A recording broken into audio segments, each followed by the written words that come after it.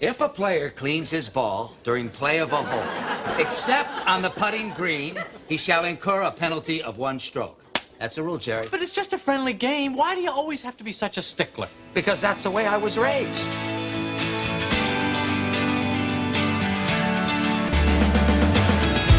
Welcome to Spirit of the Game, brought to you by the Colorado Golf Association. Here are your hosts, Ed Mate and Lewis Harry. All right, welcome back to another edition of Spirit of the Game.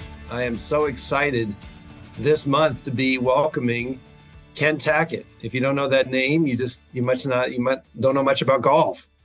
Ken, welcome. Hey, great. Thanks for having me. I'm looking forward to talking to you today. So let's just dive right in. Love to hear. So rather than me trying to explain your background, tell us your current job, and we'll do a little background. But what do you do in golf? What's your role? I'm the vice president of rules and competitions for the PGA Tour. My role and job is I manage the rules committee for the PGA Tour. The PGA Tour, as many of your listeners know, is a large company that has the Korn Ferry Tour, it has the Champions Tour, the Tour Americas. So I manage the actual PGA Tour, not the whole company. My boss, Gary Young, kind of is the senior vice president of rules, and he's over all of the rules and competitions for the whole company. So I focus with the rules committee, and I serve as a chief referee. There's which means that at specific events, it's somewhere between 12 and 14 a year. I'm for I guess all intents and purposes of the lead rules official that would make the final call on something that might come up. And then there's 4 of us that serve in that role throughout the year. So the most important question related to hierarchy and job titles and all that is I certainly hope that Pete Liss reports to you and you could fire him and you could fire him. Is that correct? Oh yeah, absolutely. I would never do that. And we're thrilled to have Pete join our committee. I mean, obviously, hopefully you've had Pete on your show here, and with all of his ties to Colorado. But yes, Pete. Absolutely. I'm surprised you didn't know that, because I think he said something. You might want to go back. It's recorded. You might want to go back and listen. And I'm sure there's grounds for termination somewhere in that interview. Oh, please perfect. Fire him, would you? No, I'm kidding. I just wish we could make cracks about him when he was with the LPGA, and just the fun banter we used to have when he was with the LPGA. But Pete's a vital piece of our rules committee, and I don't need to speak of his accolades, but he's does a hell of a job.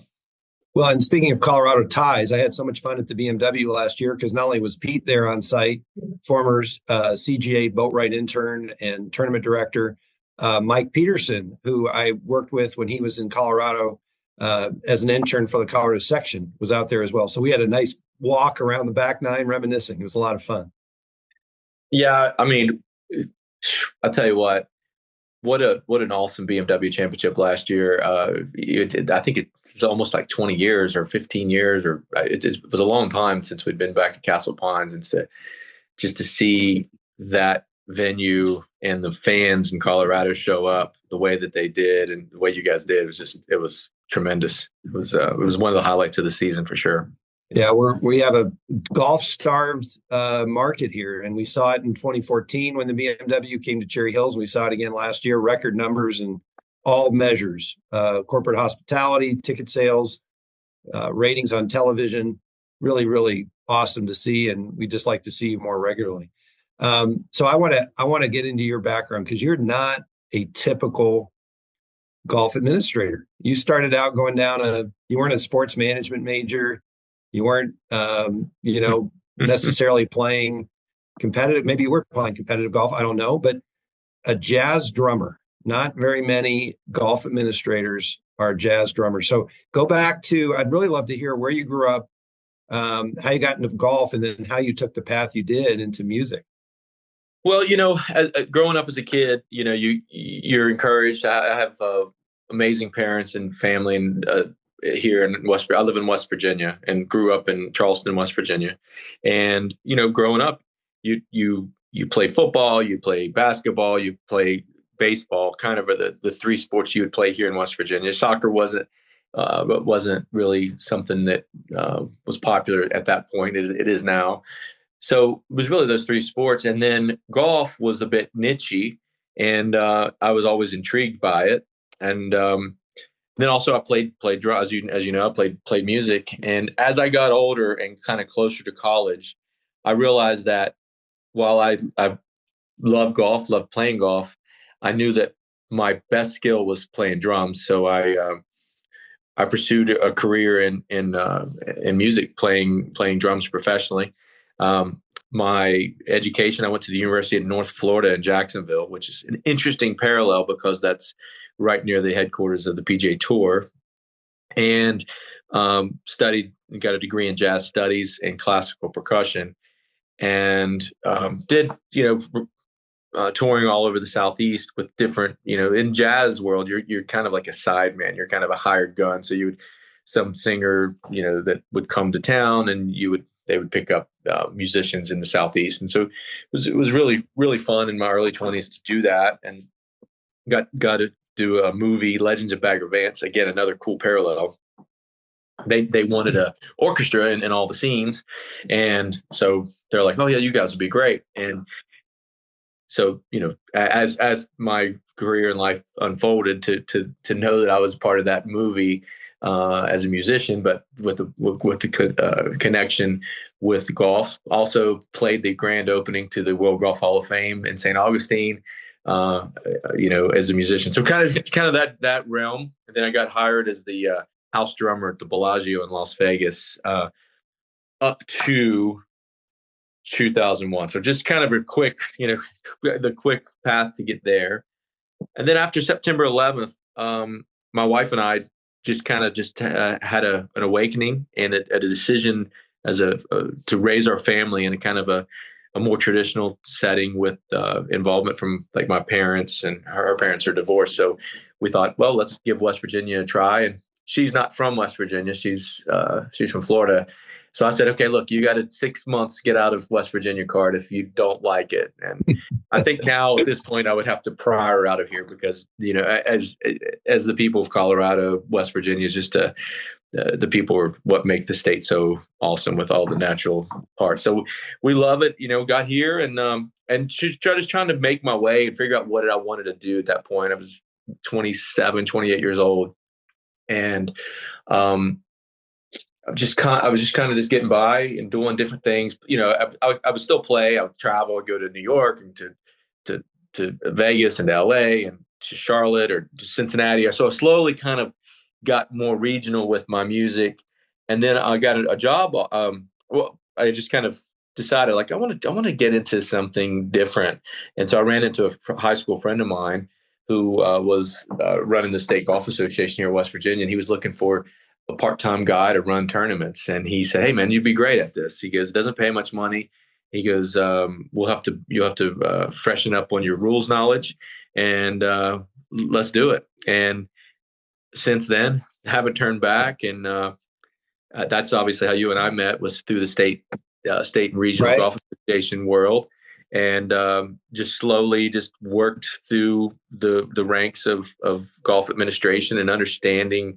I really liked being in a small state, Ed. It was really good for me in a career wise, because I had to wear several hats, where raising money, running board meetings, recruiting volunteers, doing course rating, running a handicap system, negotiating deals with, all the stuff was kind of like, we only had 2 or 3 people on staff. And I soon realized, I'm like, the only way we're ever going to do anything is if I can raise money and hire a staff to implement programming and do all the things you need to do. And that's for 6 or 7 years. That's what I really focused on, was to raise revenue, to be able to do programs in golf. Do that. Hold on. My phone's beeping. No problem. Yeah.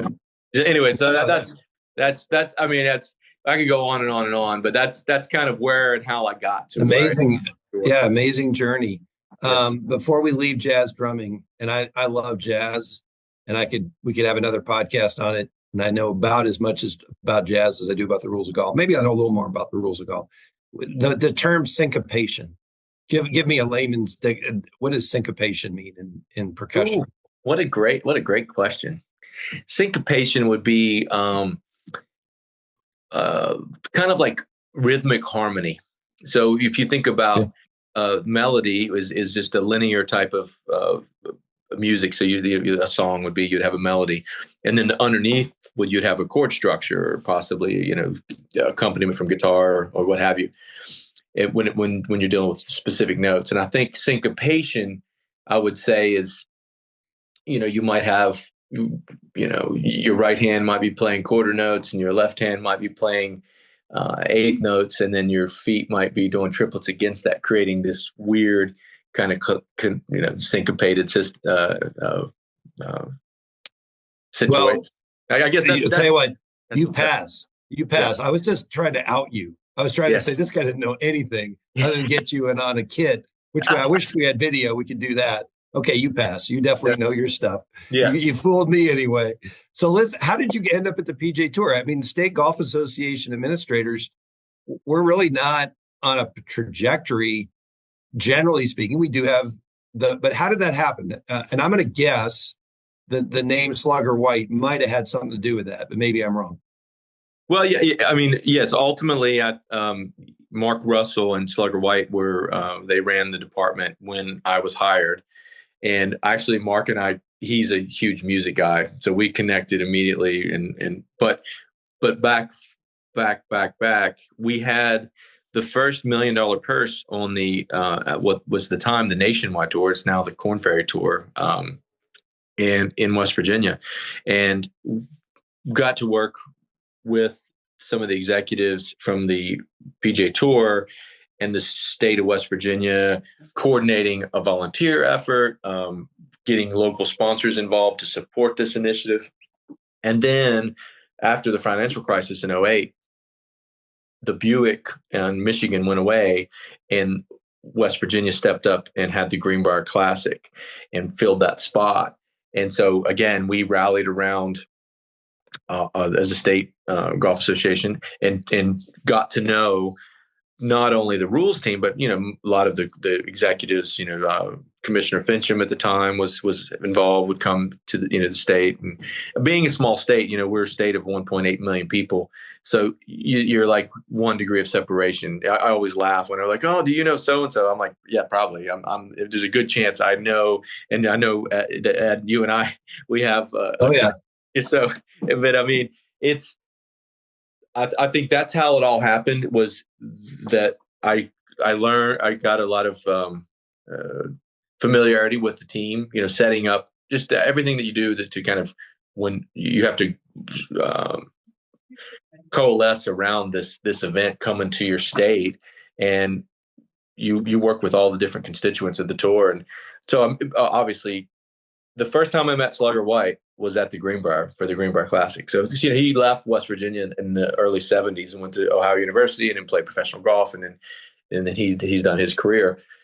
So I would always laugh and I would say, "You're not really from West Virginia. You lived here for 18 years or 19 years. But I mean, and so we would always have good go back and forth. And, but it was obviously it was a connection. And Joe Steranka was with the PGA of America. He was a WVU grad. And so there's a lot of people and connections to the state that, it helps definitely to kind of break the ice to get to know people. And they kind of know,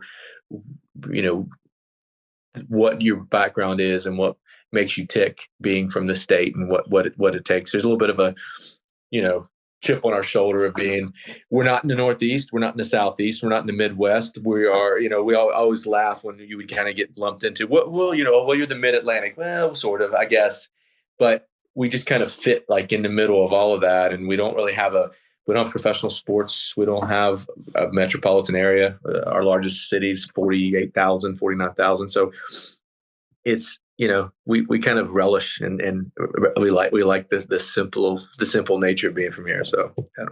Well, it's funny because as a small 1.8 million state, you have cornered the market on rules with your role. And then Brad Ullman, I understand, is heading up the rules efforts at Live, or at least involved. And of course, same with Slugger White. So for whatever reason, strong tie to the rules of golf from West Virginia. So that's pretty cool. It's probably our ability to deal with conflict. I mean, that's right. We were a product of the Civil War, so maybe we know how to live right in the middle. So, a question I'm sure you get a lot, and there's a lot of curiosity around as we segue into the meat of this chat on rules, the PGA Tour, what's going on, and some hot button topics that I appreciated your saying there's no guardrails on this. So I'll ask you, and I'll let you deal with the politics of answering. But what is life like as a PGA Tour rules official? What is a year in the life of Ken Tackett look like in terms of your travel, your schedule, your days off, your days on, et cetera? That's a great question. With now being back into a management role, where I am now, there's definitely more work to do when we're not running an event. Not to say that there wasn't when I was just a member of the rules committee, but because you have, they usually have 3 or 4 events that they're the advance official, which is kind of like they would go in and be the point person for the tour. But I'll break it down into a couple buckets. I work at tournaments somewhere between 190 to 210 nights on the road, somewhere between 26, 28 tournaments, somewhere around there. And again, that it's hard to say because sometimes I might go do a 3-day trip to check out a new site or something like we were going to go, we have an event in Utah. So as they were developing the property there at Black Desert, would make trips with the architect and with their team. And so you kind of get some of the advanced planning to kind of get ahead of things that go into the future planning for events. But those would be kind of out of the norm. Next week, for example, I'm going to be chief referee at the Arnold Palmer Invitational at Bay Hill. And then the following week, I'm setting up the front 9 at the Players Championship. So for 2 weeks, I'll be tournament mode, 1 week as chief referee, leading the committee, running one of our signature events, and obviously one of our player-hosted invitationals with storied history of Mr. Palmer and his family and everything that they mean to golf. So I'll travel in on Monday and we hit the ground. And that doesn't mean I'll stay on topic. So get there and say hello to everybody and kind of get reacquainted with all of the key staff there, from the agronomy team to the tournament staff to, just kind of spend some time with the host organization in this situation, the Amy and Roy and all of Mr. Palmer's kind of their family, and then work with our team in facilitating and running the competition. And so you say, what do you do? Well, man, pretty much soup to nuts, A to Z, anything that goes on at a PGA Tour event is going to go through the rules committee and something that we have to oversee. So whether it's dealing with agronomy, which is the base of what we do, marking the golf course, making sure the rough heights are where we want it, the green speeds, the firmness, the fairway widths, all those type of things. We are involved with 60 days year out of planning for those things. So it's execution time when we get to the tournament. And then we set up the golf course. How far are we going to play it? We're going to play, drivable par 4s, or how long are the par 3s going to be? Depending on what kind of competition is, the size of cut, and, all these things go into your mind of, okay, we're staging the competition and setting the whole location. So our committee, one person sets up the front 9, one sets up the back 9. And then as chief referee and advance official and our agronomist, we all kind of work together to make sure, okay, because at a place like Bay Hill, we're really going to push the line where the greens are going to be really firm and fast, and they're going to be, somewhere in the mid 13s. The rough height's going to be 4 inches, and if it doesn't rain, I mean, it can be incredibly difficult. So you have to kind of live on that edge and be comfortable to live on that edge, because you're going to get some people that, oh, it's, you know, it's borderline unfair. And you know what it's like just running a competition where you kind of, you live and you push the limits when you can to really challenge the best players in the world. And so we do that, and that's our role. And then as anything that would come up as the competition's going on, you know, from setting groupings, I mean, it's a long-winded answer to your question, Ed, but there's a lot of complexity to what we do. But then what comes up is somebody gets in a car accident, or somebody gets in a wreck, or television has issues with something. Again, it all funnels through the rules committee, as crazy as it might be. And we're involved in every aspect of running a competition on site. And then Sunday, we crown a champion. Hopefully if we have a playoff, we wrap it up Sunday. We don't go into Monday.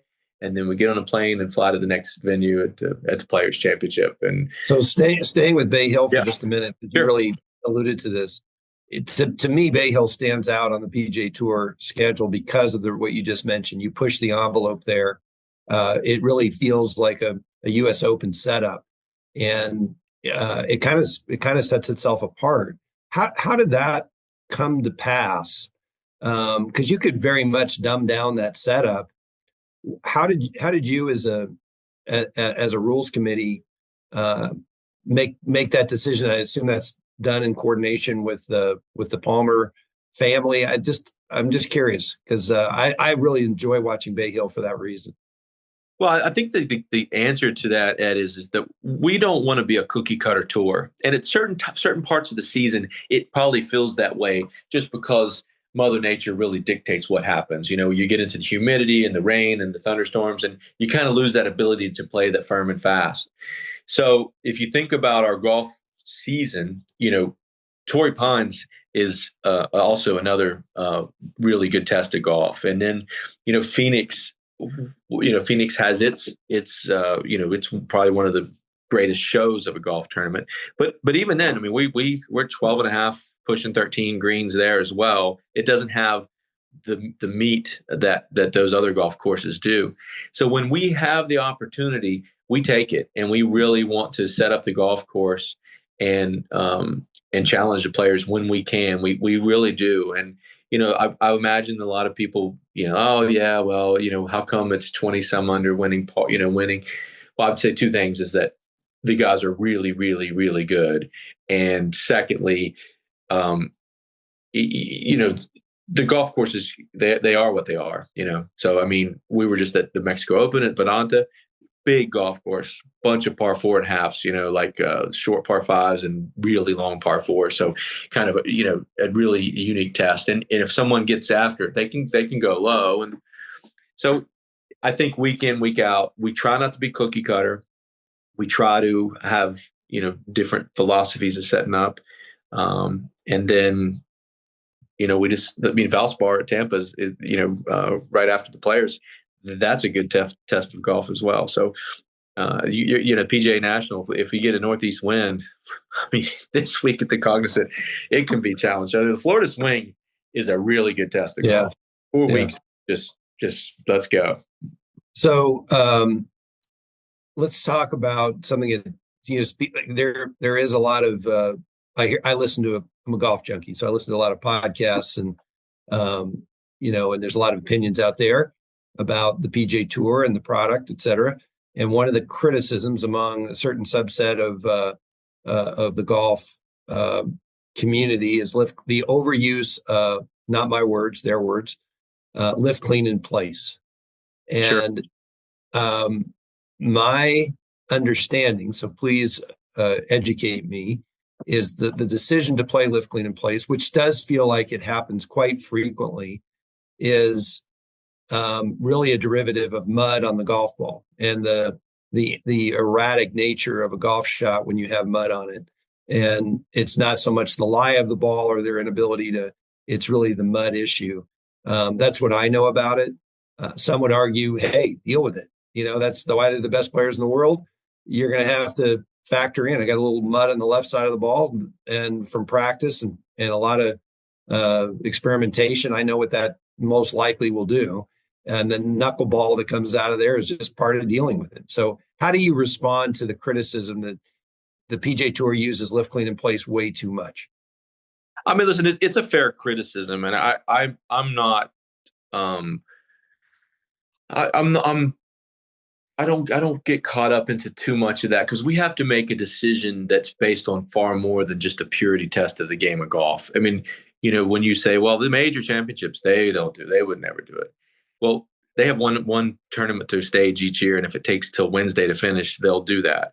We kind of we understand that each week doesn't operate in a vacuum, and we have television contracts and we have windows we want to hit. And a lot of times it's about predictability, where you get a half inch of rain overnight, the golf course is wet, and you're going to have a nice day of drying and going into the week. So we might play the ball down.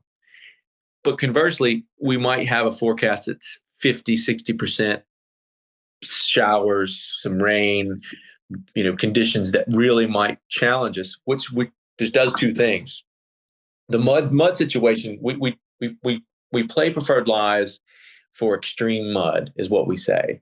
But also is if we play preferred lies, we can play an extra 30 minutes. We can get back 30 minutes earlier because if we have temporary water on a golf course, we can move along and say, okay, yeah, well, we're going to have some bunkers. We'll make sure we don't have, the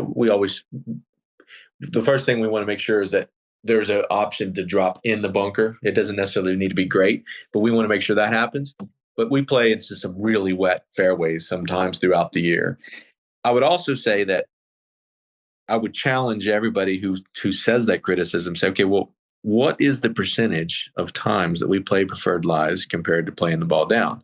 And I would ask that question because especially all of us that are rules, junkies and love the game. And we all want to play the ball down. The players want to play the ball down, but we know that we need to crown a champion on Sunday at 6 p.m. Eastern and head to the next week at the same time. So managing all of those decisions, it's like I said, it doesn't happen in a vacuum week in, week out.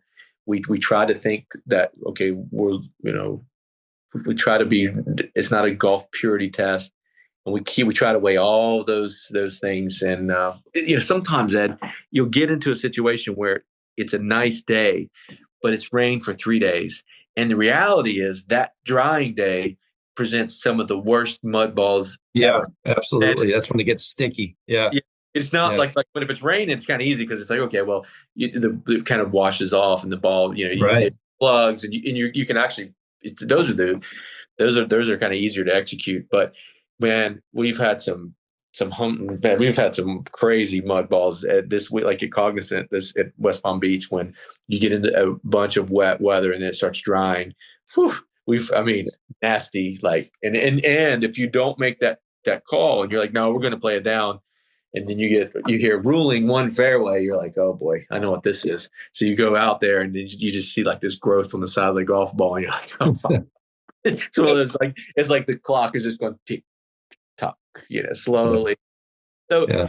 I would say to sum up this long-winded answer is say that we don't take it lightly. We don't immediately pull the trigger and say, yeah, let's just pick it up and wipe it and go. We really do go through a tough conversation. We look at the forecast. We think about, where are we in the tournament? It's so important to get that cut made because then you reduce the field and you can, when you have a smaller amount of players, you can really be more nimble and get guys around. But when you have, 144 or 156, you want to get that cut made. Right. Because then you have the flexibility to get around.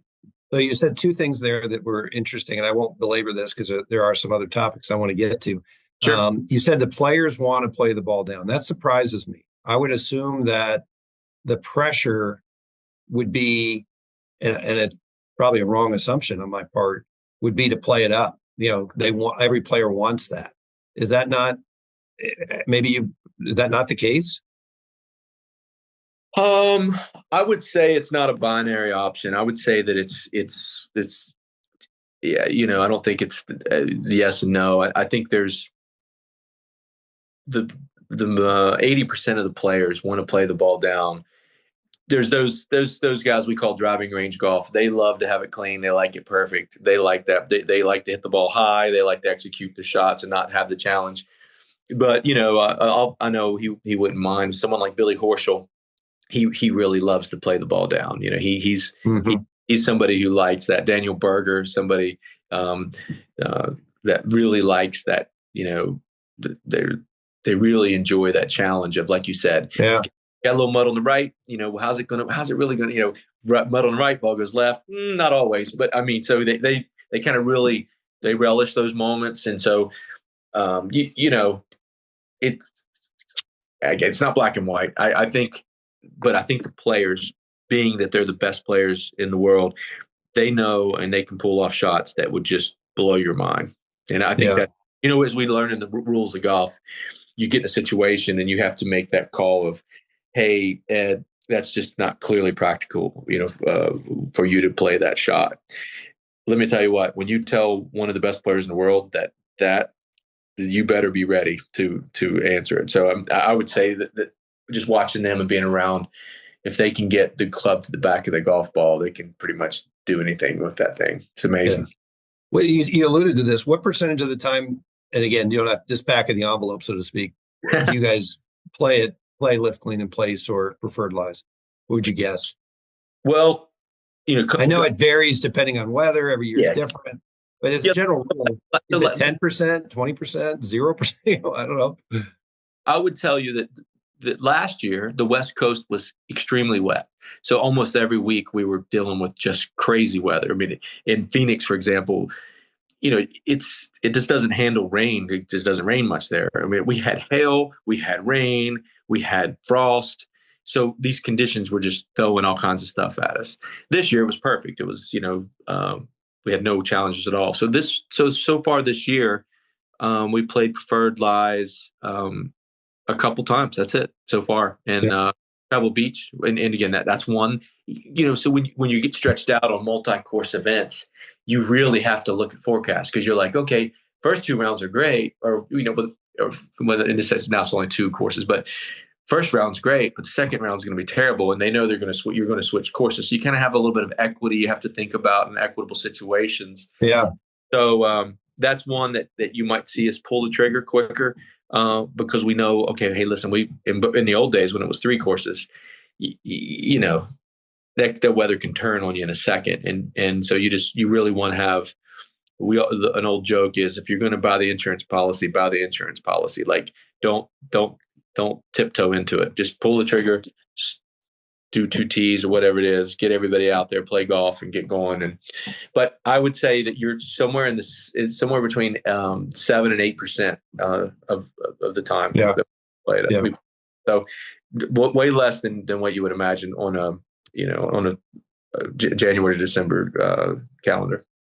As fans of golf, it's fun for us and to hear you mention names like you did there, Billy Horschel, Daniel Berger, and because you have an insight into their personalities, and I'm not asking you to give us the dirt on that, but you're kind of asking, following up on that a little more broadly, how do you manage the natural relationships you form with golfers, and then kind of keeping that distance so you can do your job as a rules official and not become too cozy with with a player.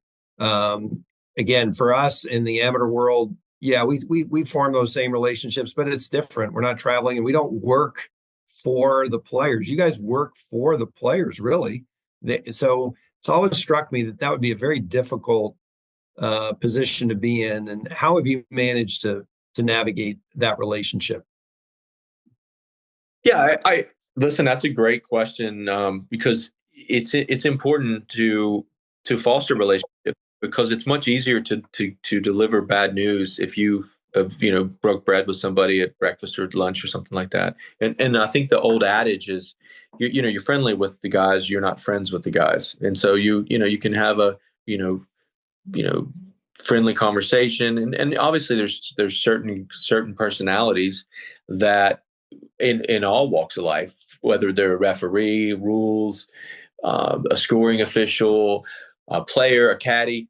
Everyone has, there's different, people are different, and some of our players might. I mean, I might have only heard him say 5 words in 5 years, and others, I know a lot more about them just the nature of human nature that you get to know these people, and they have wives, they have kids, they have parents, they have they have things that happen in life, and there's a human element to it, and I think it's better to embrace those than it is to put your guard up and say, well, I don't want the perception of this. If you do your job and with the game, and you treat it as player A and player B and player C in a situation, it's really the way we all learned as rules officials.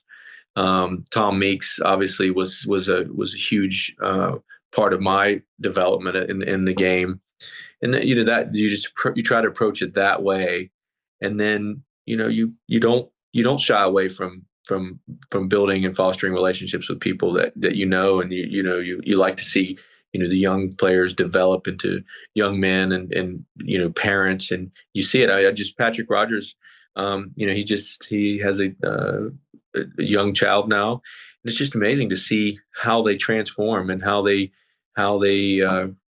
you just kind of the way they change as people, and the way they kind of approach the game, and you see it's just awesome. And I would say that I don't shy away from just being a good human and try to build natural relationships. Do you have any stories that stand out where you had to be the deliverer, the messenger of a particularly bad, where really required your a sensitive bedside manner? Oh yeah, I mean, probably the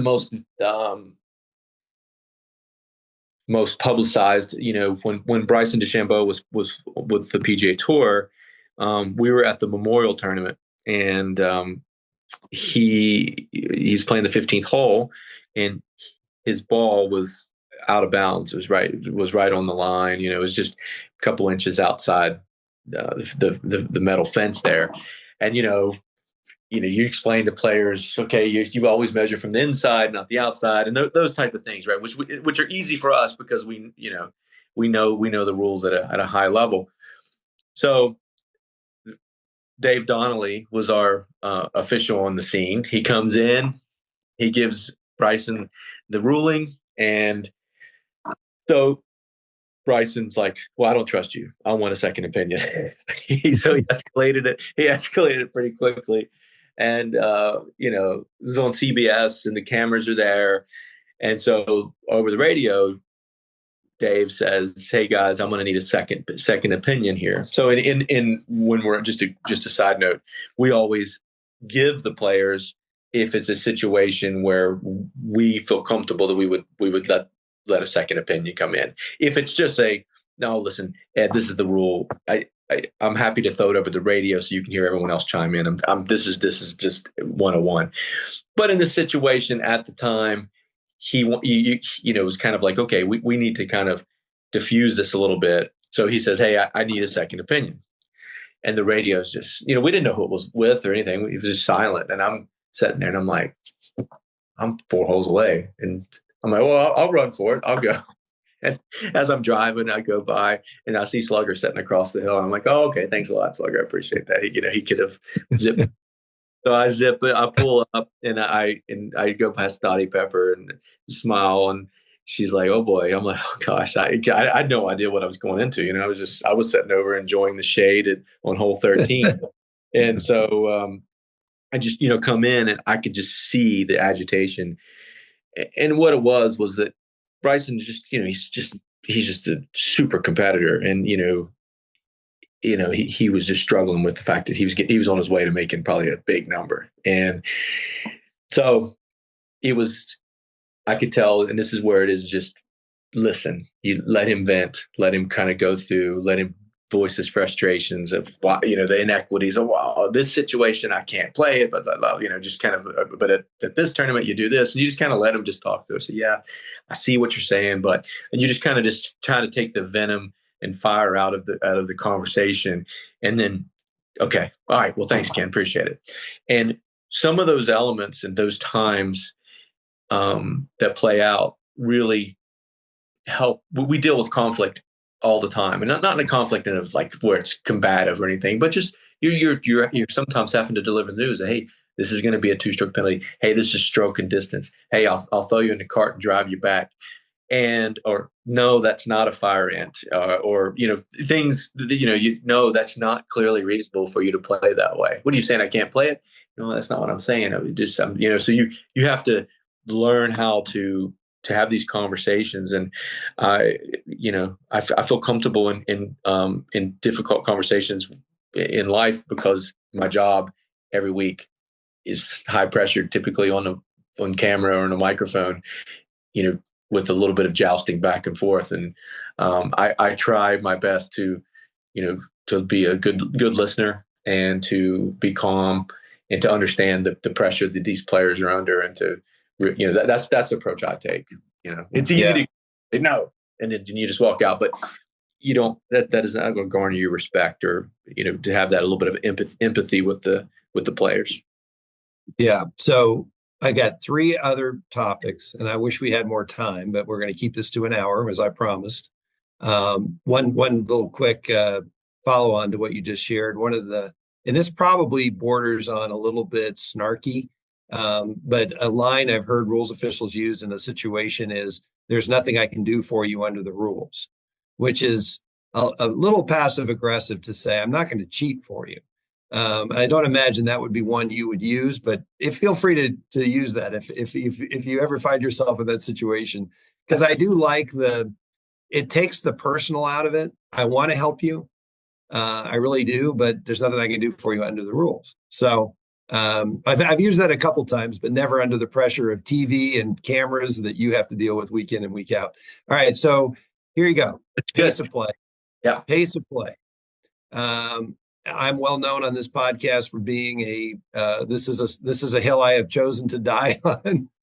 So there will be some demarcation on my grave about pace of play. Like, I hope Ed is happy now that he's in his final resting place. He doesn't have to hurry anymore. I don't know. Is it completely crazy? And watching the TGL Golf League with the shot clock, is it completely crazy to implement a shot clock on putting greens? This is the soapbox. We all know, hell of a lot better than I. That's where you make the money. That's where the game comes to a complete stop, is on the putting green. Why is that impossible? Why is it? Because I get nothing but, stop signs whenever I suggest this at any level, the amateur level, the college level, the professional level. Why is it so crazy that we couldn't implement similar to the baseball has done with the pitch clock? Why couldn't we have a putting clock? Help me there. I don't think it's unreasonable. I don't think it's impossible. I think the thing that and that your listeners know is that the game of golf has some complexities, because we have, people always say, well, you have 18 different venues, 18 different stadiums, or whatever you want to say, arenas. But the truth is, you have a teeing ground for every hole. Par fours, you have a landing zone. And if it's an errant shot, you might have a punch out area. Then par fives, you have 2 landing zones. Then you have a putting green on each one. So it is a couple hundred acres that you're staging this. So there's that element to it. And the game itself affords players. Now, I'm going to get to what you're talking about with the putting green. Yeah. But the reality is that when you count them up, the tee shot and the putt are both worth the same. Now, you're right. The putting green is where you really make your money. But every shot matters when you're playing the game of golf. And so if we're going to hold the players accountable just on the putting green, yes, we can do that. Yes, that would be a reasonable approach, or on the teeing ground. And I think what people really struggle with right now, and in today's, used to be the plumb bob, then it was the long putter and anchoring. Now it's the aim point system that is just infuriating. You're like, oh my God. And it's we all feel that way. And and the guys do get better, and it's a bit of a dance. When you're sitting there watching it, you don't, not on TV, but watching it happen, you get to see them kind of move around. They jump in, jump out, jump in, move around, and they actually, it's really choreographed amazingly, that way they kind of help each other. Now, I said all that to say, yes, we could, but the problem is with this, and it's not, I mean, it's just it's not something that's not solvable. I'll always say time and money can do anything, but you need to have somebody to start the clock that knows when to start the clock. It can't be an automated situation, because the rules allow you to fix ball marks, remove loose impediments. If it's windy and you're near a tree, you might have this. We might have to have squeegees. There's all these elements that if you get into an automated situation that you have to understand. Us at the PGA Tour probably have the resources and technology to do 18 shot clocks on all of the putting greens. It would be very expensive and technically challenging, but it's something we could do. And we probably could do it with somebody in our studio. We have a rules review room. Mark Dusbabic runs our group of video review, where we'd probably have to enhance that and use our ShotLink cameras and videos, and somebody that would be there, that way you wouldn't need 18 referees. You could probably do it with, 4 or 5, and they would be watching several greens and kind of bouncing around. It would be challenging.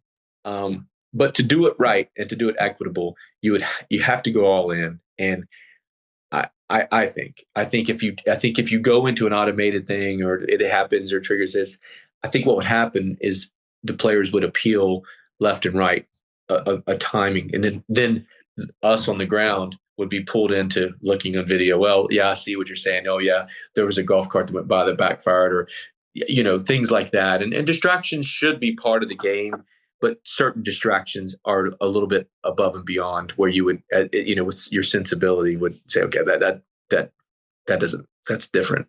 Now, they'll say, well, basketball, they yell. Well, it's a different arena. It's a different sport. They play with. Well, it's been fascinating. And I know there's a lot of purists out there that are turning the other way or throwing up at the TGL. But it really is fascinating, because you watch the player behavior. The only time they're really challenging the shot clock, where it's getting to where they call a timeout, is on the putting green. And you're in an arena, so all eyes are on one ball instead of multiple balls going on at all different times. So it really does. This is kind of one of those outcomes of innovation, which I really admire in TGL, and how it shines the light on it. And it's kind of fun to watch the golfers rush and hit putts while there's a lot of background noise. And guess what? Just like any other elite athlete, they do just fine. So I think it's been really interesting. I don't know if that'll make its way onto the green grass, the real grass, or not, but I think that's been an interesting observation. Is there anything you've noticed about TGL, or you probably don't have time like me to watch? No. I love it. I think it's novel. And I agree. When it happened, I said, "Oh, this is something we probably are going to get pressure to do, because it is interesting." But the reality is, have you ever been to a basketball game and the clock goes out, or the shot clock doesn't work inside in an arena with only 2 clocks, and they have it so in the rain, in the wind, if all of a sudden, because you're talking about a forward-facing clock that everyone can see, Right. Yeah. Because right now, I think what I wanted to make a point is we have a quote unquote clock right now. We time every shot that the players have for the very objective system, and so through our ShotLink system. And in a group of 3, the second and third player every hole, right?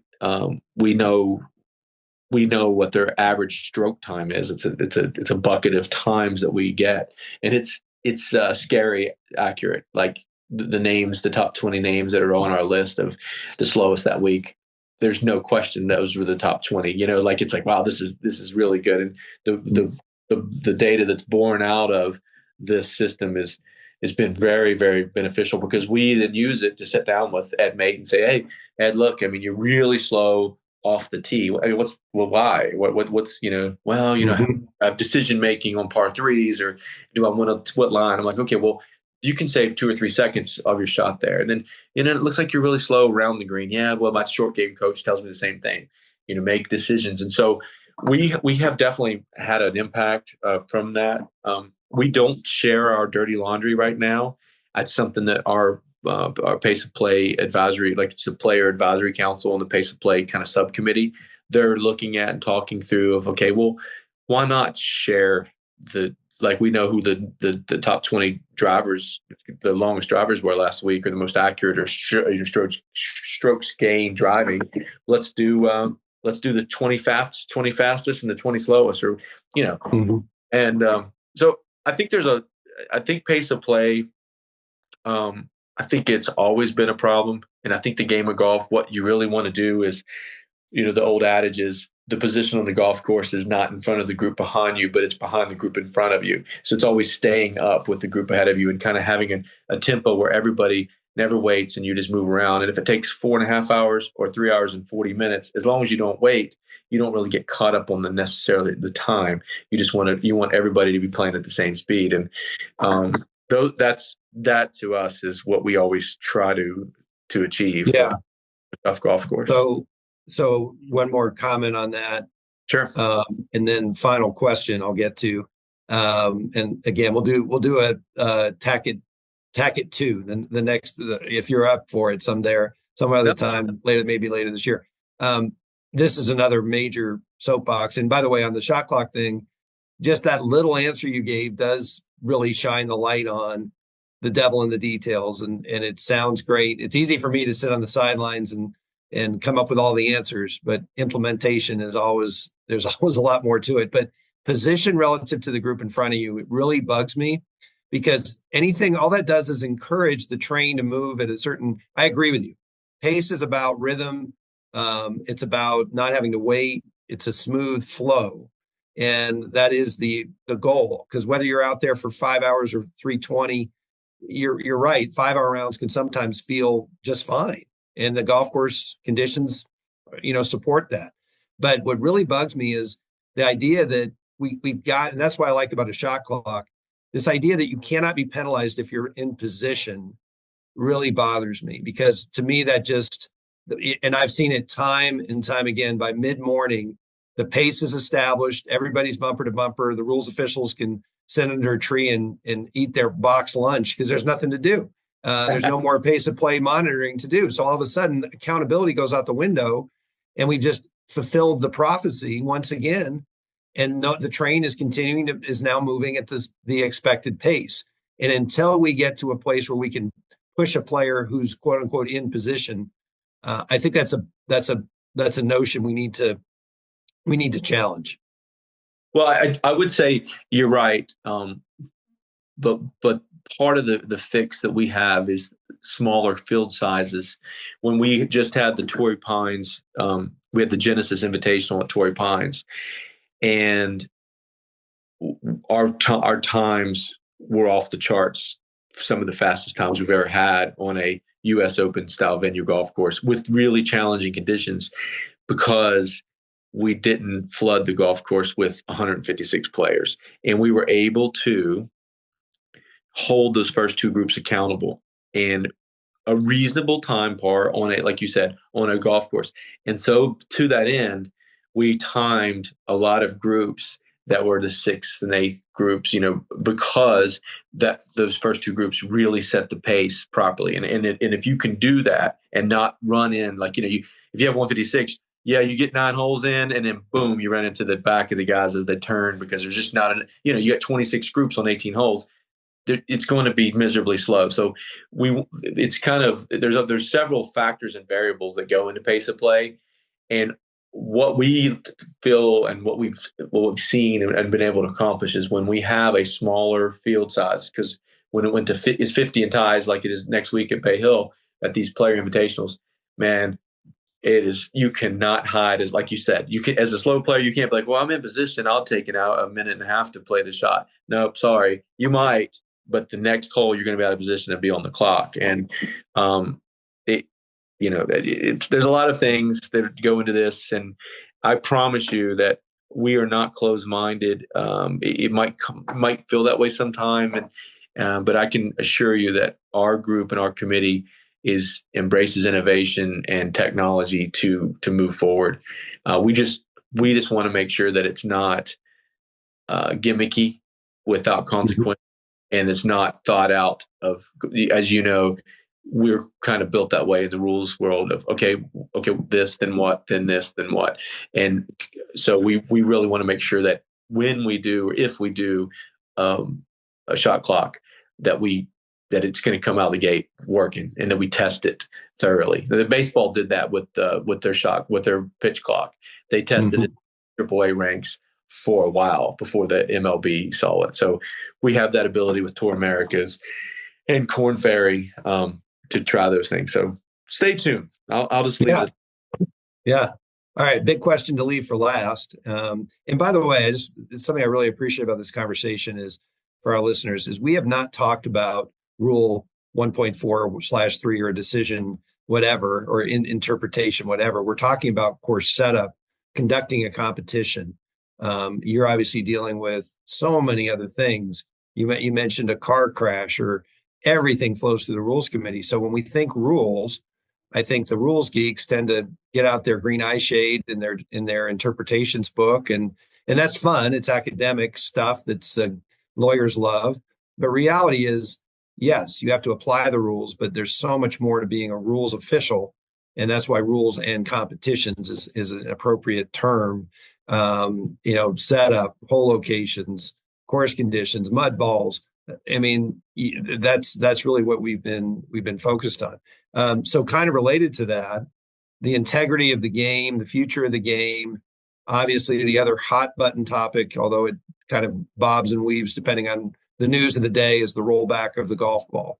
This last week at Vedanta World, we saw the longest hitter and the shortest hitter in a playoff. I thought that was interesting. What are your personal views? And again, maybe you can't answer the personal. What is your position, thoughts on it, and relative to the rollback? And what do you see in your crystal ball coming on that front? Well, I think, it's a very transparent conversation. It might not feel that way, but the way the USGA does a kind of comment period and listening, and the engineers and the team at the equipment standards at the USGA and the RNA, they're wonderful to work with, and they're just brilliant people, and they go so deep on some of the equipment stuff. It's just fascinating. As far as distance in the golf ball, I like the fact that I feel like we waited too long, candidly, Ed. I feel like that, it's more than the golf ball. I think, the driver head size, and there's so many things with the equipment you just have to think about that are part of it. And the club, like you saw, Aldrich, I think his ball speed's like 205, something like that. I mean, so the way the game has changed, the technology, being able to use it and to marry up your spin rate with the right shaft and the right club and the degree and everything that they do, they know exactly what's going to optimize your distance. And the engineers for the manufacturers are just as brilliant as the team that governs it. From the tour standpoint, we really want to be part of it, and we've challenged the USGA and questioned some of the data points. We see it. I mean, sitting out there,